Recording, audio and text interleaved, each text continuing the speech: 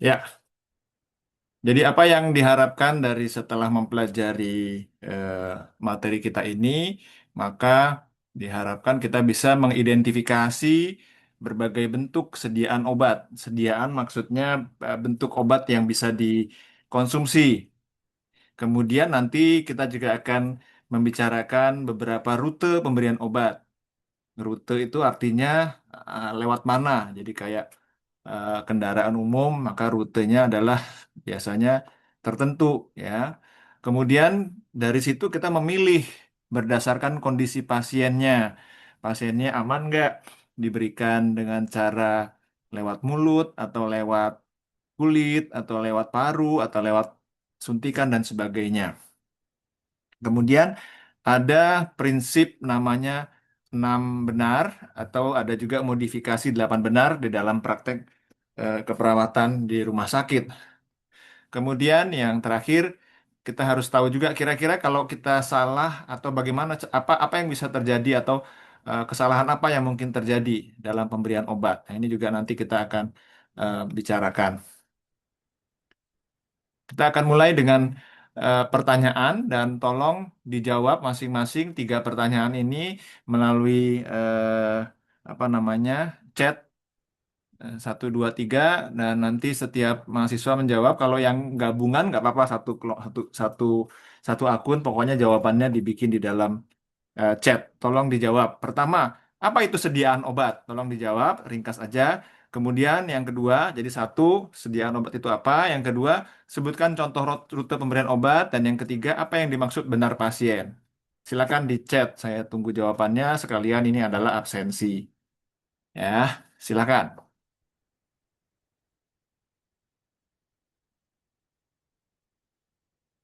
Langsung aja diketik, dijawab.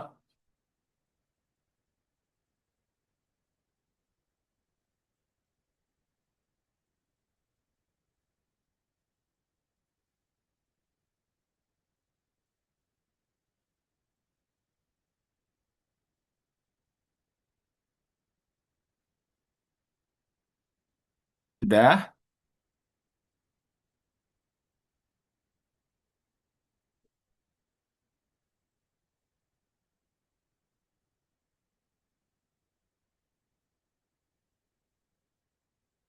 Ayo, yang lain mana? Ya, terus. Oke. Ya, baik, sudah dijawab. Ya, oke.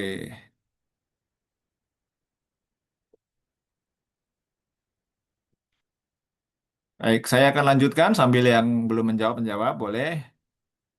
Ya, jadi sediaan obat itu adalah bentuk fisik obat yang dirancang em, agar bisa diberikan dengan mudah dan efektif untuk bisa digunakan oleh tubuh, jadi diserap.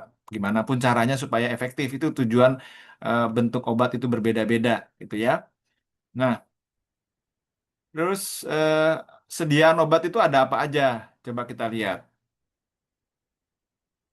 Ada sediaan dalam bentuk yang padat. Jadi secara secara bentuknya itu padat, Lonjeng. ya. Yang padat itu apa yang di dalamnya? Ada beberapa, tapi yang sering kita temukan adalah tablet. Jadi tablet itu sudah dicetak dalam bentuk atau kapsul. Nah, kapsul ini sebenarnya yang ketiga ini serbuk yang dimasukkan dalam cangkang, bungkus, dimasukin dalam bungkus. Nah, bungkusnya ini kelebihannya adalah bisa dicerna. Jadi kapsul itu sebenarnya isinya adalah serbuk. Serbuk ini biasanya dari tablet. Jadi tablet dihancurkan jadi serbuk, serbuk dimasukkan dalam cangkang, itu namanya kapsul. Tapi nggak semua serbuk itu berasal dari tablet. Ada yang memang justru dia dari serbuk. Nah, serbuk yang dipadatkan itu bisa menjadi tablet, gitu ya. Tapi intinya adalah ini bentuknya padat. Apa kelebihan dari obat-obat yang bentuknya padat? Itu stabil dan mudah disimpan. Biasanya lebih tahan dan gampang dibawa-bawa ya. Kekurangannya kalau pasiennya nggak bisa telan. Nah, ini masalah karena banyak orang yang tidak bisa nelan. Ada orang yang sampai dewasa. Mungkin ada di antara kalian yang sulit menelan obat. Coba yang sulit menelan obat bisa angkat tangannya. Raise hand. Kalau ada yang sulit menelan obat sampai hari ini. Ada yang menelan obat. Raisa Sarawa. Ya. Nelan obat aja mesti pakai pisang. Ada yang nelan obatnya mesti pakai durian nggak? Nggak ada. Atau Saya malah dihancurin pakai sendok, Pak. ah, ya kan? Kalau dihancurin pakai sendok dari tablet menjadi serbuk gitu ya. Tapi kalau kamu dapat kapsul nggak usah dihancurin karena dibuka aja cangkangnya udah jadi serbuk ya.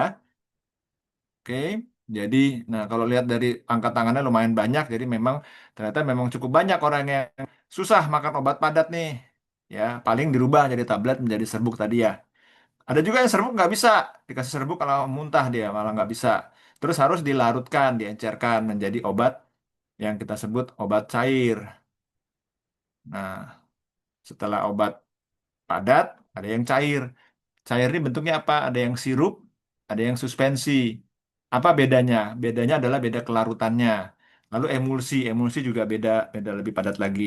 Ini biasanya cocok pada anak-anak, lansia atau tadi yang kayak yang nggak bisa nelen, eh, tablet nggak bisa, serbuk nggak bisa. Nah, cocoknya pakai ini. Oke, ini yang cair ya.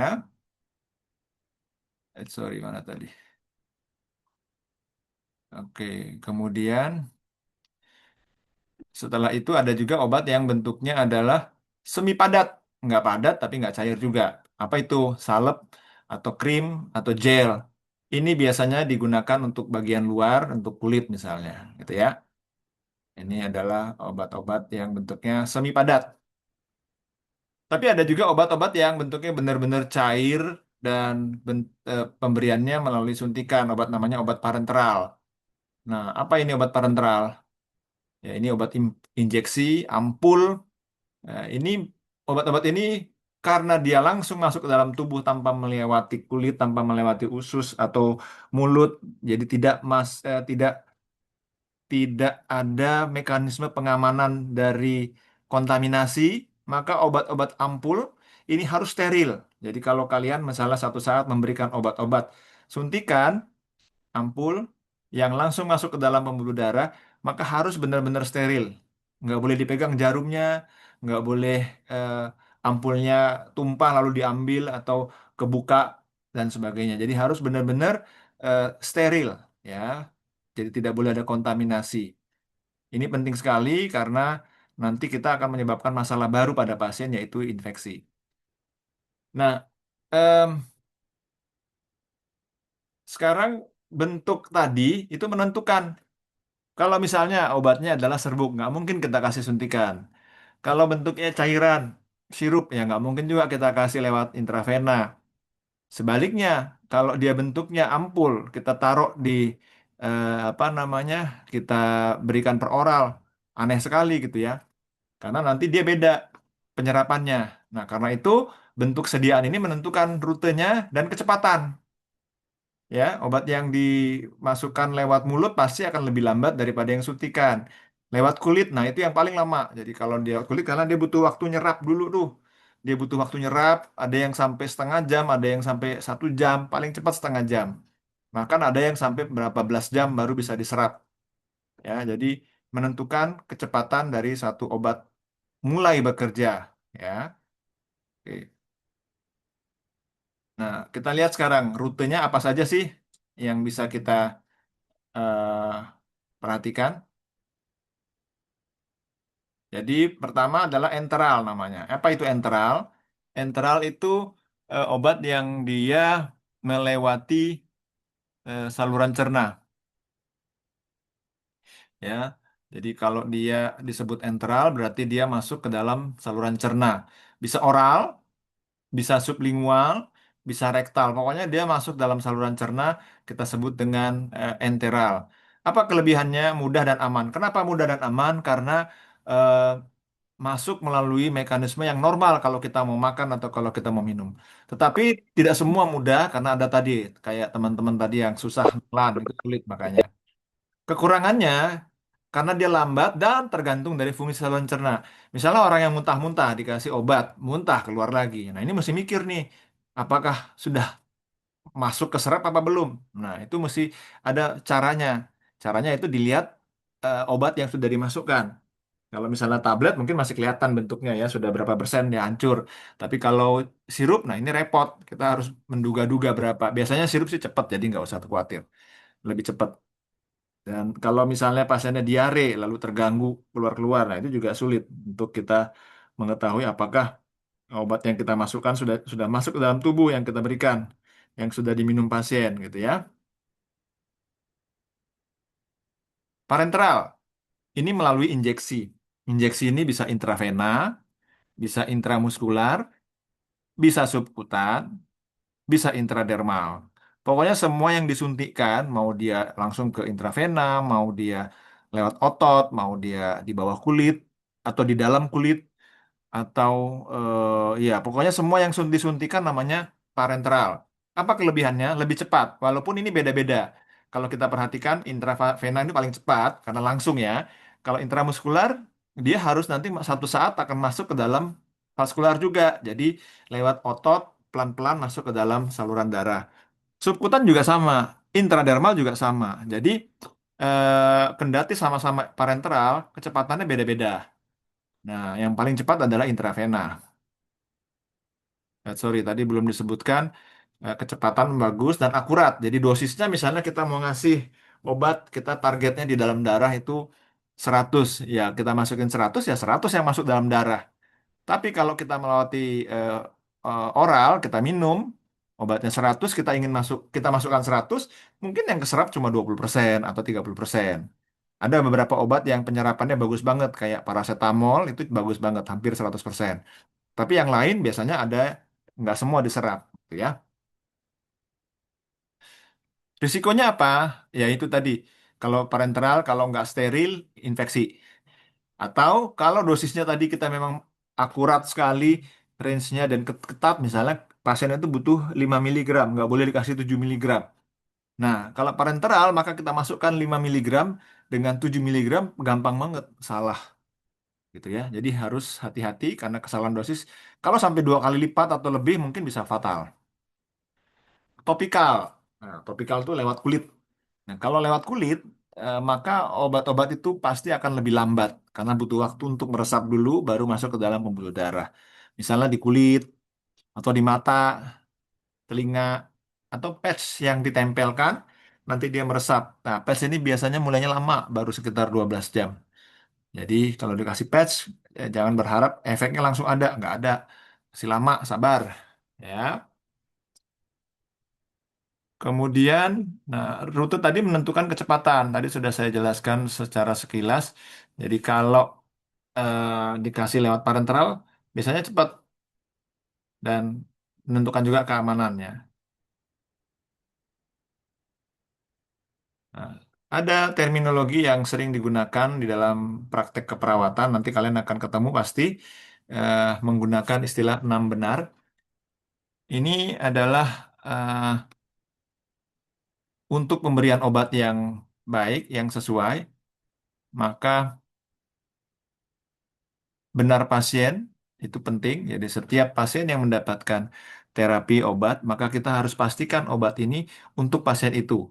Ya, tidak boleh misalnya obat buat Windy diberikan kepada Siti Nurfadilah misalnya.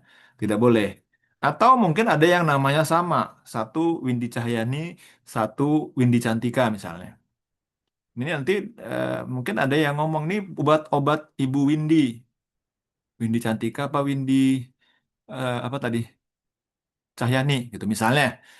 Eh, jadi harus benar pasti karena nama suka ada yang sama. Bahkan dengan namanya yang sama Mutia atau Sri Mulyani misalnya banyak banget Menteri Keuangan yang lalu kan namanya Sri Mulyani. Jadi bisa saja sama. Ini Sri Mulyani yang mana nih? Yang tua apa yang muda nih? Nah, jadi dipakai dua identitas minimal. Apa itu identitasnya? Paling tidak nama dan tanggal lahir. Tanggal lahir itu bukan tanggal saja, tapi tanggal, bulan, tahun ya. Jadi misalnya Sri Mulyani yang lahir tanggal 17 Maret 2000 berapa kalian lahirnya? 2007, 2005, nah gitu ya. 2008, nah gitu. Jadi itu adalah konsep prinsip pertama. Jadi nggak boleh salah pasien, bahaya banget. Ya ini paling penting. Obatnya Sama. Jangan disebutin itu buat pasien yang B3, nggak boleh. Kalau pasiennya pindah, ya nggak bisa. Bukan bednya yang kita itu, tapi nama pasiennya, identitas yang lain. Apa itu? Biasanya tanggal lahir. Boleh pakai yang lain, boleh. Misalnya alamat, eh, misalnya eh, eh, Siti Nurfadilah yang rumahnya di Ciseeng atau yang rumahnya di Gading Serpong misalnya gitu. Itu kan beda, ya. Jadi selalu itu penting sekali. Yang kedua obatnya, bener nggak obat bukan metronidazol, misalnya, ya. Kemudian dosisnya 3 miligram atau 30 miligram atau 300 miligram. Jangan salah. Ya. Kemudian waktunya ini diberikan tiap 6 jam. Berarti berapa kali itu? Kalau tiap 6 jam itu dalam sehari ada berapa? Siapa yang bisa jawab? Kalau setiap 6 jam dikasih obat berarti berapa kali sehari? 4 kali sehari, 4 Pak. kali ya. Jadi 4 kali. Nanti kita lihat nih waktunya. Obat sebelumnya dikasih jam 11. Berarti berikutnya jam berapa? Setelah jam 11 berarti jam berapa kalau 4 kali? Jam 3 sore. Ya, oke. Apa ini? Aduh, aduh, aduh, ada telepon sebentar. Bentar ya. Jam 5 sore, Pak. Ya, ya.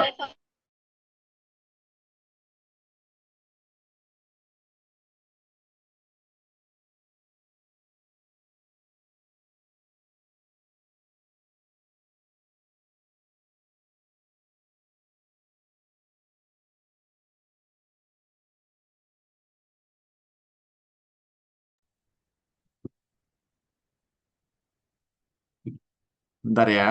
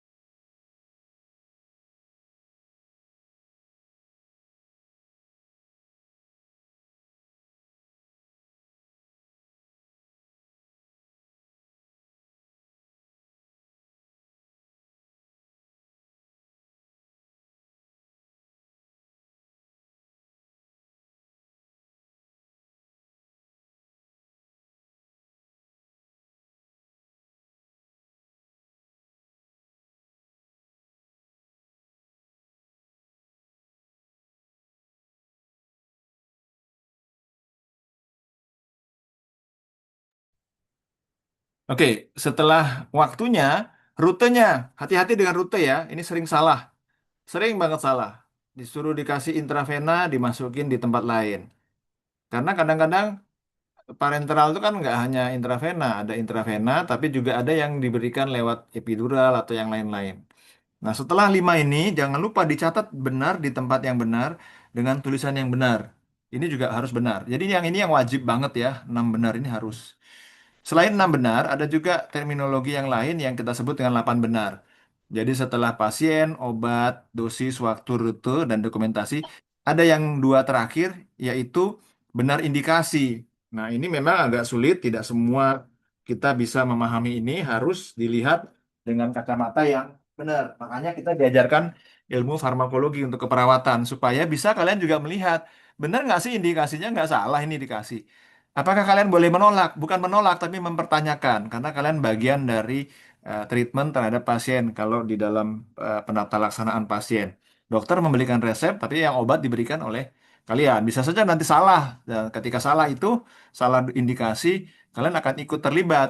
Tapi kalau sebaliknya kalian bisa mengingatkan, dok, itu pasiennya kan tensinya tinggi, kenapa malah dikasih obat untuk naikkan tekanan darah? Begitu, ya.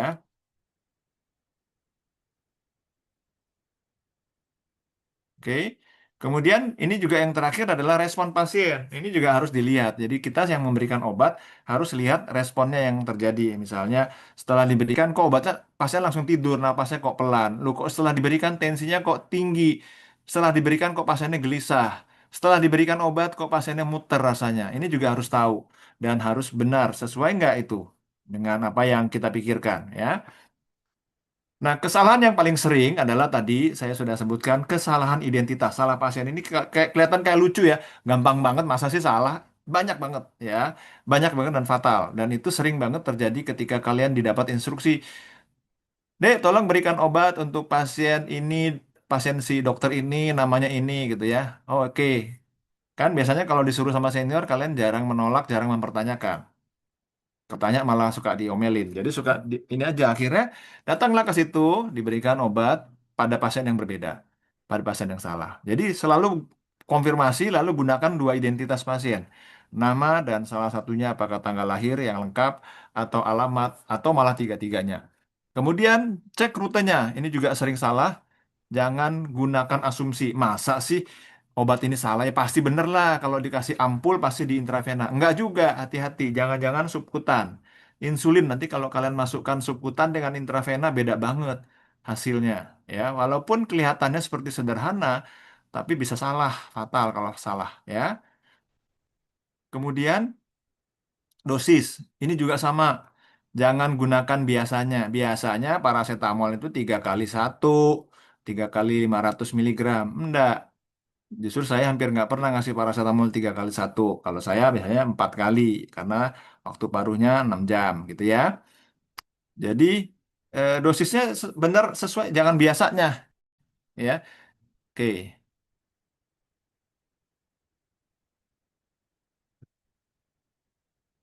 Berikutnya adalah contoh kasus. Ya. Kasus ini adalah laki-laki 65 tahun, stroke, tidak sadar, terpasang NGT, dokter meresepkan paracetamol 500 miligram. Nah, pertanyaannya, apakah obat bisa langsung diberikan? Siti Sarah Faras Larasati, bisa jawab. Apakah bisa langsung diberikan obatnya?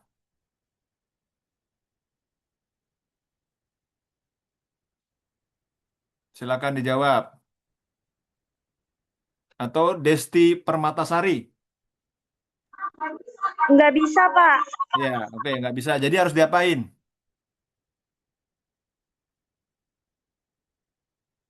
Harus diapakan? Harus diinjeksi, Pak. Ada yang bisa jawab?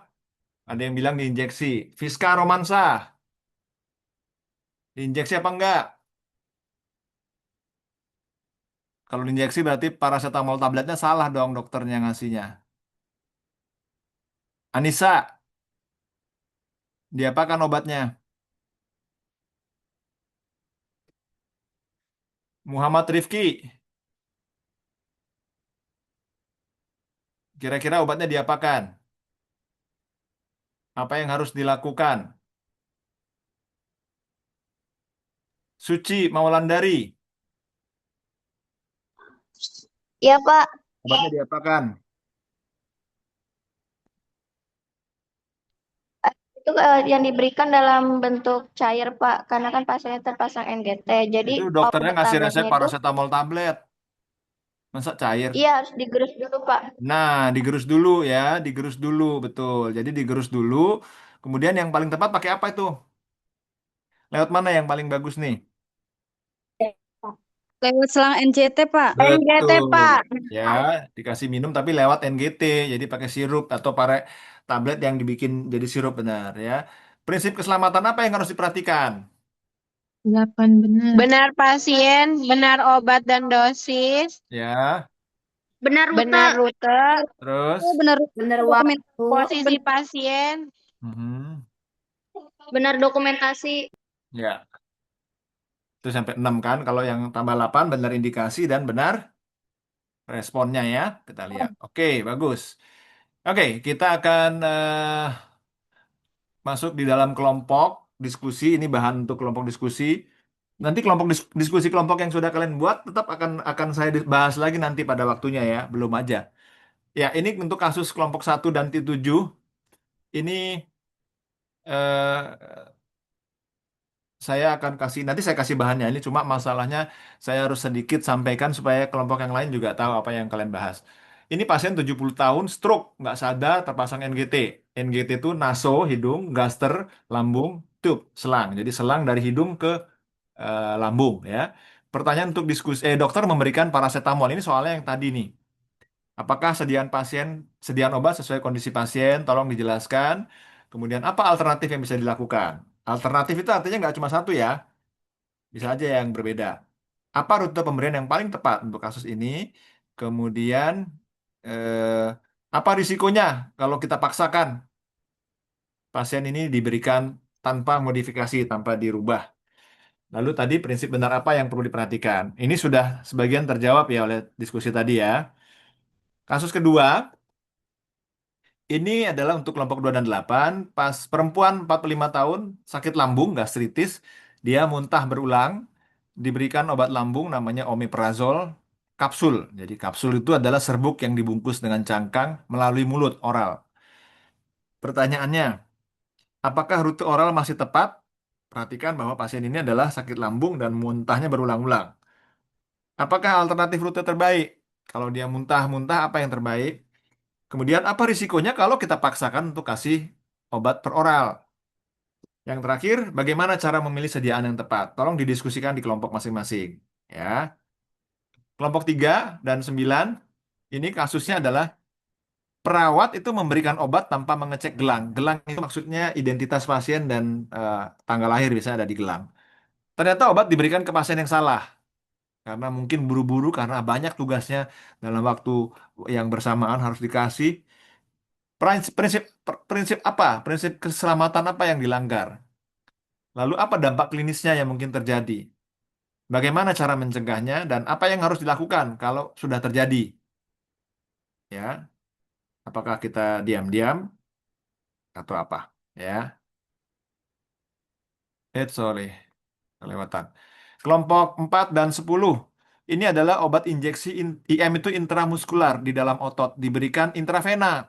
Ya, karena sama-sama obat injeksi, nggak baca betul-betul, ternyata diberikannya salah intravena oleh perawat baru. Ya, nggak tahu ya, perawat baru mungkin baru di situ atau memang memang baru lulus ya. Apa sih perbedaan efek intramuskular dan intravena? Tolong dibahas di dalam kelompok. Kemudian apa risikonya? Apa yang akan terjadi kemungkinan? Lalu prinsip benar apa yang dilanggar dan bagaimana cara mencegah kesalahan rute pemberian? Kelompok 5 dan 11, ini anak umur 3 tahun diberi tablet besar, jadi tablet tapi besar, nggak diapa-apain, hanya dikasih tablet. Jadi dokternya ngasih aja kan udah 3 tahun. Mungkin kadang-kadang anak sekarang berat badannya tuh kan gede ya. Jadi dikasih lah mungkin tablet yang besar. Kemudian pertanyaannya adalah apakah sediaan ini sesuai? Yang berikutnya apa alternatif sediaan dan apa risiko yang mungkin terjadi? Lalu prinsip apa yang harus dipertimbangkan? Itu ya. Oke, kelompok terakhir, kelompok 6 dan 12. Ini adalah pasien dengan hipertensi, diberikan antihipertensi intravena.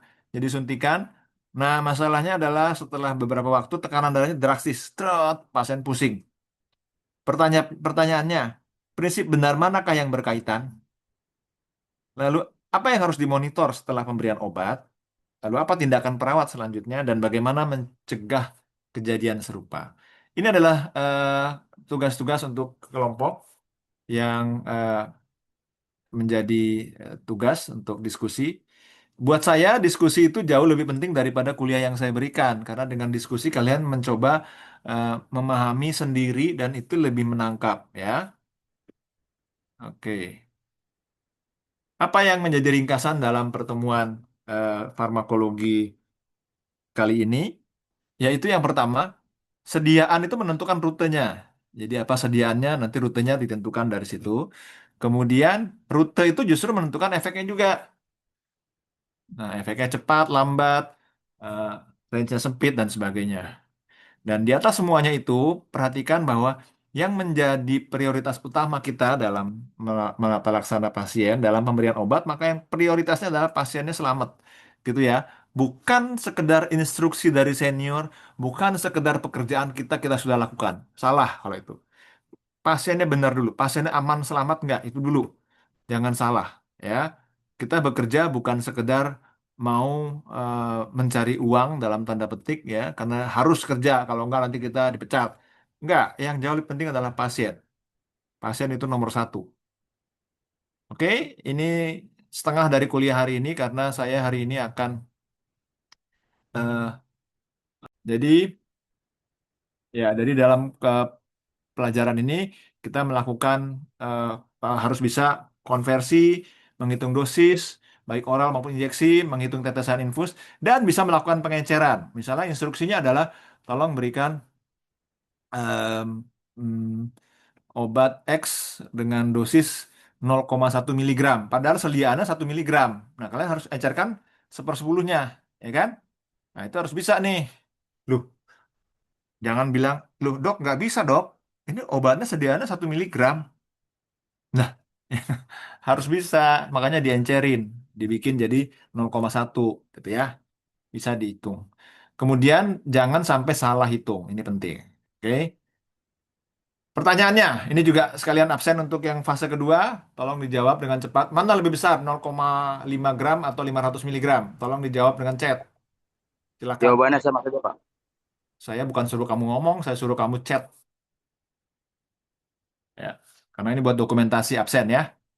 Silakan dijawab di absen, di apa di chat supaya ada bukti buat kalian hadir.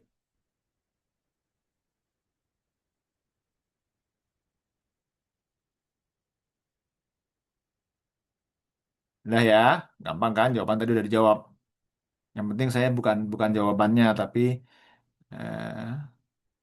loh kok ada yang jawab 0,5? Sama ya, udah benar tadi Rizky udah jawab. Oke, saya lanjutkan. Nah, ini soal pretesnya lagi. Tolong dijawab ya, 3 soal. 1 gram itu berapa miligram? Dijawab di chat juga. Jika tersedia 250 miligram per tablet, berapa tablet untuk 1000 miligram? Dan apakah itu GTT? Tolong dijawab. Ayo, saya kasih waktu sebentar aja. Masing-masing menjawab dengan chat. Yang satu kelompok, satu akun ada berapa orang, satu aja jawabannya. Oke, tolong dijawab 1, 2, 3 ya.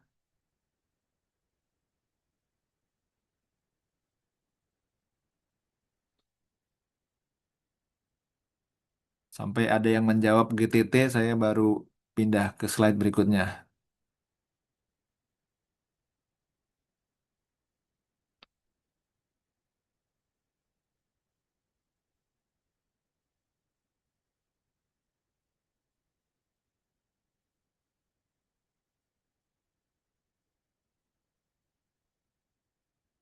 Oke, Rifki jawabannya apa Rifki? Rifki boleh jawab secara langsung. Untuk nomor satu jawabannya 1 gram sama dengan 1000 miligram. Lalu untuk dua, jika tersedia 20 gram tablet, maka berapa tablet untuk 1000 miligram? Maka jawabannya adalah 4. Karena tiap-tiap dari 200 gram adalah tablet, maka bila dihasilkan dengan 4, menghasilkan 1000 miligram, Pak. Oke, GTT. Itu merupakan perhitungan untuk ukuran tetesan, Pak. Seperti untuk ukuran tetesan air infus ataupun lain. Ya, tetesan ya, GTT itu tetesan. Oke, terima kasih. Baik, kita lanjut. Ini adalah konversi dasar ya. Jadi kalau 1 gram itu, maka 1 gram itu sama dengan tadi 1000 miligram. 1 miligram 1000 mikrogram. 1 liter 1000 mililiter. Gitu ya. Nah, jadi harus cepat kita bisa menghitung. Miligram ke gram bagi 1000. Gram ke miligram kali 1000 gitu ya. Supaya nggak salah. Jadi ini ini penting sekali, sederhana tapi penting Ketika kita salah konversi, maka bisa terjadi dosis yang berlebihan, overdosis namanya. Bahaya banget. Misalnya kalian dapat tugas, tolong berikan 100 miligram gitu ya. Padahal sebenarnya 100 mikrogram. 100 miligram kali mikrogram berarti 100.000 mikrogram yang dikasih. Gila kan? Gimana nggak toksik dia, ya? Hati-hati. Oke. Kalau dosis oral itu jumlah obat sama dengan dosis yang butuhkan bagi dosis yang tersedia kali jumlah sediaan. Nah, tadi yang sudah kita bahas. Tadi yang enggak, ini gampang banget kan? Misalnya ada resepnya 500 miligram, sediaannya 250 ya, tinggal kali dua aja. Kan 250 bagi 500 bagi 250 kali berapa yang diberikan. Kemudian kalau misalnya resepnya 375, yang tersedia adalah 125 per 5 mililiter ini obat sirup biasanya. Maka yang kita harus berikan berapa cc? 15 cc. Karena per 5 cc ada 125 miligram. Ya, hitung-hitungan begini nih yang harus lancar tanpa salah ya, tidak boleh salah. Dan jangan panik dan jangan nebak-nebak. Oh, kalau ini berarti kira-kira 3 sendok cukup lah. Benar 3 sendok, ya enggak? Tapi yang dijawab adalah sebenarnya 15 cc. Tergantung sendoknya. Ada sendok yang 5 mili, ada yang sendoknya lebih besar misalnya ya. Hati-hati. Dosis injeksi itu adalah dosis yang mau diberikan, kemudian dosis yang tersedia kali volume. Misalnya diresepkan 100 miligram, yang disediakan adalah sediaannya itu 200 miligram per 2 cc karena satu ampul 2 cc. Maka yang mau kita berikan dari satu ampul itu cuma ambil 1 cc, jangan dua-duanya, jangan satu ampul penuh. Hati-hati ya. Biasanya nanti di ampul itu ada yang ditulisnya 200 miligram per 2 ml, ada yang 100 miligram per ml, tapi isinya 2 cc. Nah, harus hati-hati membacanya. Ya, supaya jangan salah. Teliti. Kemudian tadi GTT, tetesan infus, ini rumus tetesan itu GTT per menit, berarti itu adalah berapa volume kali faktor tetes bagi waktu. Jadi misalnya, eh, apa namanya, GTT itu berapa? Kalau dia 1000 cc dalam 8 jam berarti faktor tetesnya adalah 20 kan? Oke. Oke. Faktor tetesnya nih, sorry, faktor tetes itu adalah ukuran dari infus ini. Kalau ini faktor tetesnya adalah 20. Umumnya 20 ya. Ada yang lebih kecil, lebih besar, micro drip namanya. Tapi biasanya kita pakai adalah yang 20 faktor tetesnya. Jadi artinya 20 tetes itu sama dengan 1 cc gitu ya. Oke, kita lanjutkan. Lalu pengenceran. Nah, pengenceran ini sebenarnya eh, volume konsentrasi kali sama. Jadi sebenarnya berapa? Misalnya kita ingin 100 cc NaCl 0,9% dari 10%, ya dikali aja. 10 kali V1 eh, sama dengan 0,9 kali 100 gitu kan. Kan ini 10%, ini sama 10% sama 0,9%. Berarti cukup 9 cc gitu ya. Jadi gimana caranya? Diambil 9 cc ditambahkan sampai 100 cc supaya jadinya eh, 0,9 cc. Ini cara mengencerkan, ya. Oke, nanti ini harus latihan sendiri, harus mungkin kalian harus di lapangan, harus lihat betul-betul bagaimana caranya supaya bisa memahami dengan betul.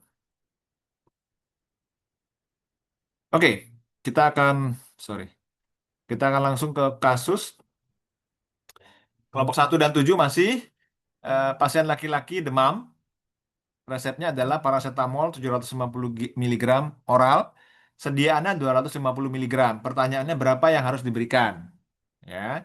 Yang kedua, ini masih terkait dengan kuliah sebelumnya, materi sebelumnya. Bagaimana jika pasien sulit menelan? Yang ketiga, apa risiko jika salah hitung dosis? Yang keempat, prinsip benar apa yang harus diperhatikan? Untuk kelompok 2 dan 8, anak umur 5 tahun diresepkan antibiotik namanya amoksisilin, dosisnya 250 miligram.